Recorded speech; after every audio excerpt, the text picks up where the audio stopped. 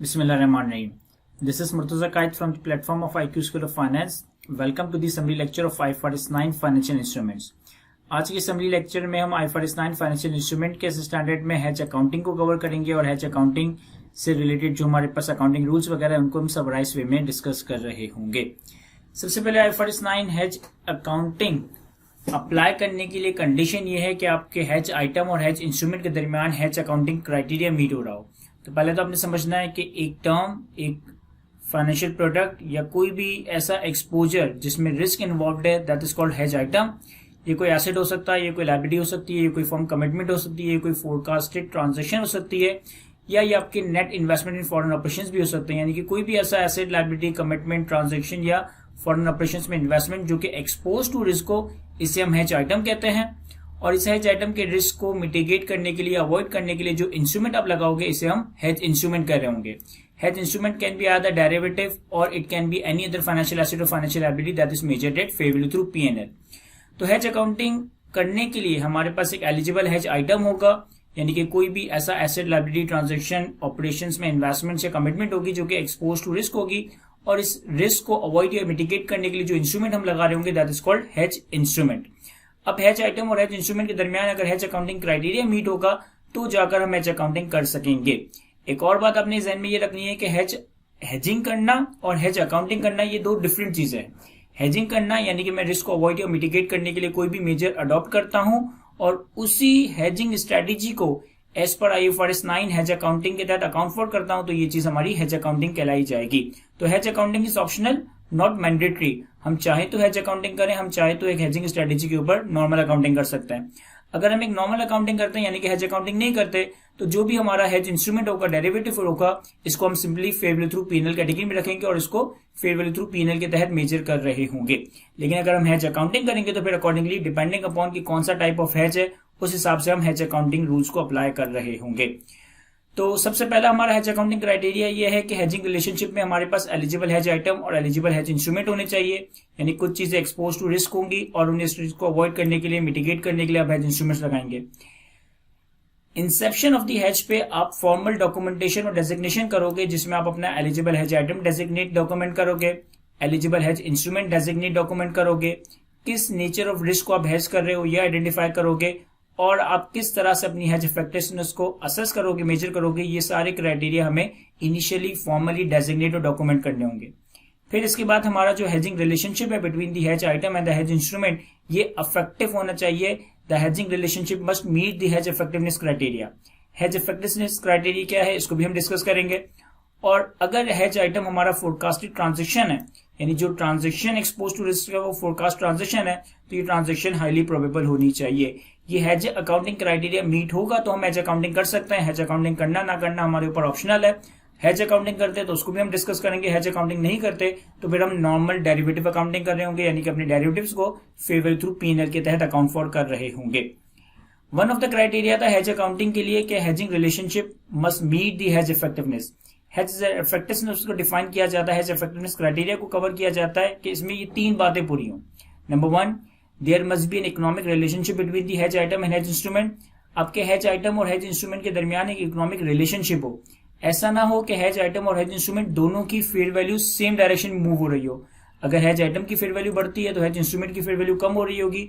अगर hedge item की fair value कम होती है तो हेज इंस्ट्रूमेंट की फेयर वैल्यू बढ़ रही होगी. इन दोनों के दरमियान एक रिलेशनशिप होगा. Number two, the effect of credit risk does not dominate the change in value of that economic relationship. ऐसा ना हो कि किसी हेजिंग ट्रांजेक्शन, किसी हेज आइटम के रिस्क को मिटिगेट या अवॉइड करने के लिए आप हेज इंस्ट्रूमेंट लगाओ और हेज इंस्ट्रूमेंट में इतना ज्यादा क्रेडिट रिस्क इन्वॉल्व हो कि आपके सर पे एक नया रिस्क राइज हो जाए. तो आपका हेज इंस्ट्रूमेंट के ऊपर जो इफेक्ट ऑफ क्रेडिट रिस्क है ये आपके वैल्यू के चेंज को डोमिनेट ना कर रहा हो. और तीसरा ये कि जो हमारा हेज रेशियो है वो मोर और लेस इक्वल होना चाहिए. Hedge ratio is same for both the hedging relationship. That is the quantity of hedge item actually hedge and the quantity of hedge instrument used in the hedge. यानी for example कि अगर हमें कोई $1,00,000 की payment future में करनी है, हमारा रिस्क यह है कि कहीं डॉलर का एक्सचेंज रेट फ्यूचर में बढ़ ना जाए, तो इस फोरकास्ट ट्रांजेक्शन को या इस फर्म कमिटमेंट को पूरा करने के अगेंस्ट मैं जो एलिजिबल हेज इंस्ट्रूमेंट लगाऊंगा ये भी $1,00,000 की ही सेम अमाउंट को रिप्रेजेंट कर रहा होगा. हेज इफेक्टिवनेस बेसिकली एक क्वालिटेटिव मेजर है जिसमें आप फ्यूचर एक्सपेक्टेशन को देखोगे, इफेक्टिवनेस देखोगे और एक फॉरवर्ड लुकिंग अप्रोच के तहत अपने हेज को इवेल्युएट कर रहे होंगे। अगर तो हेज आइटम और हेज इंस्ट्रूमेंट के दरमियान हेज इफेक्टिवनेस क्राइटेरिया मीट होता है, हेज अकाउंटिंग क्राइटेरिया मीट होता है, तो फिर हम हेज अकाउंटिंग के रूल्स अप्लाई करेंगे।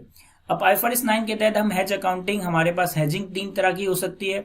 One is called fair value hedge, second one is called cash flow hedge and the third one is called hedge for net investment in foreign operation. सबसे पहले बात करते हैं फेयर वैल्यू हेज की। Fair value hedge या fair value risk का मतलब यह है कि अगर आपकी बैलेंस शीट पे, अगर आपके फाइनेंशियल स्टेटमेंट्स में कोई एसेट या लायबिलिटी रिकॉग्नाइज्ड है और आपको डर है कि इसकी फेयर वैल्यू कहीं एडवर्सली चेंज ना हो जाए। अब फेयर वैल्यू एडवर्सली चेंज ना हो जाए का मतलब है कि फॉर एग्जांपल कि अगर हमारे पास कोई एसेट है तो हमारा रिस्क ये होगा कि कहीं फेयर वैल्यू कम ना हो जाए। अगर हमारे पास कोई लायबिलिटी है तो हमारा डर ये होगा कि कहीं फेयर वैल्यू बढ़ ना जाए। तो अगर एक रिकॉग्नाइज्ड एसेट या रिकॉग्नाइज्ड लायबिलिटी में फेयर वैल्यू का रिस्क है, यानी फेयर वैल्यू हमारी कंपनी के अगेंस्ट मूव हो सकती है, ये रिस्क है, तो इस केस में जनरली जो हम हेजिंग कर रहे होंगे वो फेयर वैल्यू हेज कहलाया जा रहा होगा। अब फेयर वैल्यू के रिस्क को हेज करने के लिए आपने कोई हेज इंस्ट्रूमेंट लगाया, it can be any derivative, it can B forward contract, it can B future contract, it can B swap arrangement, it can B put option, call option. तो जब आप fair value hedge accounting apply करोगे तो fair value hedge accounting के case में हमारे पास जो hedge item है, हमारे पास जो हेज इंस्ट्रूमेंट है, इन दोनों को ही हम फेयर वैल्यू पे मेजर कर रहे होंगे। जब एक हेज आइटम और हेज इंस्ट्रूमेंट पे फेयर वैल्यू हेज अकाउंटिंग होगी तो अब वो हेज आइटम अपने रेलिवेंट अकाउंटिंग स्टैंडर्ड के तहत मेजर नहीं होगा। इसके ऊपर हम IFRS 9 की हेज अकाउंटिंग करेंगे। हेज आइटम, हेज इंस्ट्रूमेंट दोनों को ही फेयर वैल्यू पे मेजर कर रहे होंगे और जो भी फेयर वैल्यू का गेन और लॉस आएगा हेज आइटम के ऊपर या हेज इंस्ट्रूमेंट के ऊपर, ये P&L में रिकॉग्नाइज होगा ज्यादातर केसेस में। ज्यादातर केसेस में हमारे पास फेयर वैल्यू हेज के केस में हेज आइटम और हेज इंस्ट्रूमेंट पे जो भी फेयर वैल्यू का गेन और लॉस आएगा इसे हम P&L में रिकॉग्नाइज कर देंगे। एक एक्सेप्शन है कि अगर आपका हेज आइटम इक्विटी इन्वेस्टमेंट है और इस इक्विटी इन्वेस्टमेंट को आपने fair value through OCI category में रखा है, तो इस केस में हम हेज आइटम और हेज इंस्ट्रूमेंट की फेयर वैल्यू गेन और लॉस को OCI में रिकॉर्ड कर रहे होंगे। बाकी सारे केसेस में हेज आइटम और हेज इंस्ट्रूमेंट की फेयर वैल्यू गेन और लॉस को हम P&L में रिकॉग्नाइज करेंगे। जैसे कि मैंने कहा कि अगर एक hedge item fair value hedge designate हो जाता है तो फिर उस पर रेलिवेंट अकाउंटिंग स्टैंडर्ड की अकाउंटिंग अप्लाई नहीं होगी बल्कि IFRS 9 की हेज अकाउंटिंग अप्लाई होगी। फॉर एग्जाम्पल कि मेरे पास कुछ इन्वेंट्री रखी है, अब इन्वेंट्री को हम IS2 के हिसाब से लोअर ऑफ कॉस्ट और NRV पे रिकॉर्ड करते हैं, लेकिन अगर मेरा रिस्क ये है कि कहीं मेरी इन्वेंट्री की फेयर वैल्यू कम ना हो जाए और इस रिस्क को अवॉइड या मिटिगेट करने के लिए मैं कोई फ्यूचर कॉन्ट्रैक्ट करता हूँ, कोई फॉरवर्ड कॉन्ट्रैक्ट करता हूँ, तो इसका मतलब है कि इन्वेंट्री अब मेरा हेज आइटम बन गई, वो फॉरवर्ड या फ्यूचर कॉन्ट्रैक्ट मेरा हेज इंस्ट्रूमेंट बन गया। अब इन्वेंट्री को यानी कि हेज आइटम को और फॉरवर्ड और फ्यूचर कॉन्ट्रैक्ट यानी कि हेज इंस्ट्रूमेंट को, दोनों को ही मैं फेयर वैल्यू पे कैरी करूंगा, फेयर वैल्यू का गेन और लॉस P&L में रिकॉग्नाइज कर रहा हूंगा। दूसरा हमारा रिस्क हो सकता है, दूसरा हमारा हेज हो सकता है cash flow risk, cash flow hedge. Cash flow hedge या कैश फ्लो रिस्क में बेसिकली ये जनरली कवर हो रहा होगा कि अगर आपको फ्यूचर में कोई पेमेंट करनी है या आपको फ्यूचर में कोई पेमेंट रिसीव करनी है या पेमेंट करनी है, तो आपके सर पे ये रिस्क होगा कि कहीं ये पेमेंट एक्सपेक्टेशन से ज्यादा ना हो जाए, कहीं ये पेमेंट एक्सपेक्टेशन से कम ना रिसीव हो रही हो, यानी कि फ्यूचर कैश फ्लोज में एडवर्स फ्लक्चुएशन आ सकती है। तो इस तरह के केसेस में जनरली हम कैश फ्लो हेज अकाउंटिंग कर रहे होंगे। फॉर एग्जांपल कि अगर हमारे पास कोई वेरिएबल रेट इन्वेस्टमेंट है या हमारे पास कोई वेरिएबल रेट लोन है, तो यहाँ पे कैश फ्लो रिस्क है। फॉर एग्जाम्पल कि अगर आपने कोई वेरिएबल रेट इन्वेस्टमेंट कर रखी है तो आपका रिस्क ये होगा कि कहीं फ्यूचर में मार्केट इंटरेस्ट रेट, कहीं मार्केट काइबोर कम ना हो जाए, आपकी इंटरेस्ट की रिसिट्स कम हो जाएंगी।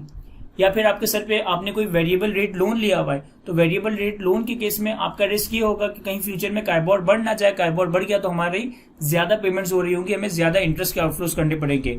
या फॉर एग्जांपल आपने फ्यूचर में कोई एसेट बाय करना है, आपने फ्यूचर में कोई इन्वेस्टमेंट्स वगैरह करनी है और आपको डर ये है कि कहीं फ्यूचर में इस इन्वेस्टमेंट की या इस एसेट की वैल्यू बढ़ गई या एक्सचेंज रेट बढ़ गया तो हमारी जेब से ज्यादा कैश आउटफ्लो हो रहा होगा, तो इस तरह के हेज को हम कैश फ्लो हेज डेजिग्नेट कर रहे होंगे। Basically, fair value hedge is the hedge of exposure to the changes in fair value of recognized asset or liability, whereas cash flow hedge is the hedge of exposure to the variability in the cash flow that is attributable to a particular risk associated with a recognized asset or liability or a highly probable forecast transaction. अब cash flow hedge के case में आपका जो hedge instrument है इसे आप fair value पे major करेंगे, यानी कि रिस्क को अवॉइड या मिटिगेट करने के लिए जो आपने हेज इंस्ट्रूमेंट लगाया है इसे आप फेयर वैल्यू पे मेजर करेंगे। लेकिन जो हमारा हेज आइटम है वो अपने रेलिवेंट अकाउंटिंग स्टैंडर्ड के तहत ही अकाउंट फॉर हो रहा होगा। अगर हेज आइटम कोई एसेट या लायबिलिटी है तो वो हेज आइटम अपने रेलिवेंट अकाउंटिंग स्टैंडर्ड के तहत ही अकाउंट फॉर होती रहेगी, मेजर होती रहेगी। लेकिन जो हेज इंस्ट्रूमेंट हमने लगाया इस हेज इंस्ट्रूमेंट को हम फेयर वैल्यू पे मेजर करेंगे। इस हेज इंस्ट्रूमेंट के फेयर वैल्यू गेन और लॉस को कब, कहां, कैसे रिकॉर्ड करना है, इसके लिए स्टैंडर्ड ये कहता है कि आप इस हेज इंस्ट्रूमेंट के फेयर वैल्यू गेन और लॉसेस को दो हिस्सों में ब्रेक कर दोगे। एक होगा हमारे पास अफेक्टिव पोर्शन, एक होगा हमारे पास इनअफेक्टिव पोर्शन। अफेक्टिव पोर्शन हम ओसीआई में रिकॉर्ड करेंगे कैश फ्लो हेज रिजर्व के नाम से, और इनअफेक्टिव पोर्शन हम पीएनएल में रिकॉग्नाइज कर रहे होंगे। अब हम इस अफेक्टिव और इनअफेक्टिव पोर्शन को समझते हैं। फॉर एग्जाम्पल कि मुझे फ्यूचर में कोई एसेट बाय करना है और उसकी वैल्यू है $1 लाख। अब मेरा रिस्क ये है कि कहीं फ्यूचर में डॉलर की वैल्यू बढ़ ना जाए, डॉलर की वैल्यू बढ़ गई तो मुझे एसेट को बाय करने के लिए ज्यादा अमाउंट पीकेआर टर्म में पे करना पड़ेगा, तो मेरा कैश फ्लो रिस्क था। इस रिस्क को अवॉइड या मिटिगेट करने के लिए मैंने क्या करा कि मैंने एक forward contract to buy dollar, future contract to buy dollar कर लिया। अब अफेक्टिव पोर्शन और इनअफेक्टिव पोर्शन कैलकुलेट करना पड़ेगा इस हेज इंस्ट्रूमेंट के ऊपर फेयर वैल्यू गेन और लॉस का। ये हम कैसे वर्कआउट करेंगे? हमारी अंडरलाइंग ट्रांजेक्शन, हमारी अंडरलाइंग हेज आइटम पे जितना गेन आया है उस हद तक हेज इंस्ट्रूमेंट पे जो लॉस आएगा वो अफेक्टिव पोर्शन है, जो एक्सेस लॉस आ रहा होगा वो इनअफेक्टिव पोर्शन है। या वाइस वर्सा, अगर हमारे हेज आइटम के ऊपर लॉस आया है तो हमारे हेज आइटम पे जितना लॉस आया है उस हद तक हेज इंस्ट्रूमेंट के ऊपर जो गेन आ रहा होगा वो अफेक्टिव पोर्शन है, जो एक्सेस गेन आ रहा होगा वो इनअफेक्टिव पोर्शन है। तो अफेक्टिव पोर्शन को हम ओसीआई में रिकॉर्ड करेंगे with the name of cash flow hedge reserve, और इनअफेक्टिव पोर्शन को हम पीएनएल में रिकॉग्नाइज कर रहे होंगे। और सेकेंडली, जो भी आप अपने हेज इंस्ट्रूमेंट के फेयर वैल्यू गेन और लॉस का affective and ineffective portion calculate करोगे, ये क्यूमुलेटिव बेसिस पे करोगे कि अब तक आपके यानी कि हर ईयर एंड पे या हर पीरियड एंड पे आपके हेज इंस्ट्रूमेंट पे इन टोटलिटी कितना गेन और लॉस आ चुका है। इस टोटलिटी में गेन और लॉस को आप कंपेयर करोगे कि हेज आइटम के ऊपर कितना लॉस या गेन आया है। हेज इंस्ट्रूमेंट पे आने वाला गेन और loss in totality hedge instrument के लॉस और गेन को जिस हद तक ऑफसेट कर रहा है वो हमारा अफेक्टिव पोर्शन है, जो कि OCI cash flow hedge reserve में रिकॉर्ड होगा, और जो एक्सेस लॉस या गेन आ रहा होगा हेज इंस्ट्रूमेंट के ऊपर ये हमारा इनअफेक्टिव पोर्शन है, जो कि पीएनएल में रिकॉग्नाइज हो रहा होगा। Gain or loss on hedge instrument is recognized in OCI. However, if gain or loss on the hedging instrument since the inception of hedge is greater than the loss or gain on the hedge item, then the excess gain or loss on the hedge instrument must be recognized in P&L. अब आपने एक hedge item के ऊपर cash flow hedge risk या cash flow risk assess किया, cash flow hedge accounting start की, और आपने cash flow hedge reserve create कर दिया hedge इंस्ट्रूमेंट के अगेंस्ट। सब्सिक्वेंटली जब आपकी hedge ट्रांजेक्शन, जब आपका hedge ट्रांजेक्शन आपके पीएनएल को हिट करेगा, उस वक्त आप अपना सारा कैश फ्लो हेज रिजर्व भी पीएनएल में रिसाइकल कर दोगे। गेन और loss on hedge instrument recognised in OCI, that is cash flow hedge reserve, will be declassified to PNL when the hedge transaction affects the PNL. जिस वक्त हमारी underlying transaction execute होगी, hedge item PNL को देखेगा, उसी वक्त हम अपने कैश फ्लो हेज रिजर्व को भी पीएनएल में उस गेन या लॉस को एब्सॉर्ब करने के लिए यूज कर रहे होंगे। इन केस कि अगर हमारी कोई ट्रांजेक्शन के नतीजे में हमारे पास कोई नॉन फाइनेंशियल एसेट या लायबिलिटी रिकॉग्नाइज होता है, तो फिर जो भी कैश फ्लो हेज रिजर्व है उसे हम अपने नॉन फाइनेंशियल एसेट या लायबिलिटी की कैरिंग वैल्यू के अगेंस्ट नॉक ऑफ कर रहे होंगे। इसके अलावा स्टैंडर्ड कुछ और बातें करता है कि अगर आपका हेज अकाउंटिंग क्राइटेरिया सीज हो जाए तो जितना भी आपने कैश फ्लो हेज रिजर्व बनाया हुआ है इससे आप पीएनएल में रिसाइकल कर देंगे। अगर आपकी ट्रांजेक्शन एक्सपेक्टेड टू अकर है लेकिन आपका रिलेशनशिप सीज हो चुका है तो फिर आप हेज अकाउंटिंग रोक दोगे, लेकिन जितना कैश फ्लो हेज रिजर्व आपने बनाया है उसे आप ओसीआई इक्विटी में ही रहने दोगे जब तक कि आपकी हेज ट्रांजेक्शन अकर नहीं हो जाती। थर्ड टाइप ऑफ हेज है हमारे पास hedge of net investment in foreign operation. For example कि अगर एक कंपनी ने किसी फॉरेन सब्सिडी में इन्वेस्टमेंट की हुई है या एक कंपनी ने किसी फॉरेन एसोसिएट में इन्वेस्टमेंट की हुई है और हमारा रिस्क ये है कि फॉरेन करेंसी का एक्सचेंज रिस्क एडवर्सली मूव ना हो जाए, इस रिस्क को ओवरकम करने के लिए, इस रिस्क को मिटिगेट करने के लिए अगर आप कोई हेज ट्रांजेक्शन करते हो तो ये आपका hedge of net investment in foreign operation कहलाया जाएगा। अब हम इसे यहां तो नहीं लेकिन डिटेल में कंसोलिडेशन के एरिया के साथ ही कवर करते हैं कि अगर हमने कोई फॉरेन सब्सिडी या फॉरेन एसोसिएट की हेजिंग करने के लिए कोई रिजर्व लगा, कोई हेज इंस्ट्रूमेंट परचेज किया, कोई हेज इंस्ट्रूमेंट एक्वायर किया, तो ये हमारा hedge of net investment in foreign operation कहलाया जाएगा। यहाँ पे मैं सिर्फ ये डिस्कस कर सकता हूं कि hedge of net investment in foreign operation के केस में अकाउंटिंग ट्रीटमेंट सेम वही होगी जो हम कैश फ्लो हेज में करते हैं, यानी हमारे हेज इंस्ट्रूमेंट पे जो भी गेन या लॉस आएगा उसको हम इफेक्टिव और इनइफेक्टिव पोर्शन में डिस्ट्रीब्यूट करेंगे। जो इफेक्टिव पोर्शन है वो आपका ओसीआई में रिकॉर्ड होगा, जो इनइफेक्टिव पोर्शन है ये आपका पीएनएल में रिकॉग्नाइज हो रहा होगा। बाकी कुछ बातें ऐसी हैं जो कि हम इसमें कंसोलिडेशन के एरिया के साथ कवर करते हैं। तो यहां तक हमारे पास हेज अकाउंटिंग के हवाले से कुछ समराइज में चीजों को मैंने कवर करने की कोशिश की है। आई होप कि ये चीज आपको मैं एक्सप्लेन कर सका हूं। आज के लेक्चर को हम यहीं तक रखते हैं। Thank you, Allah Hafiz.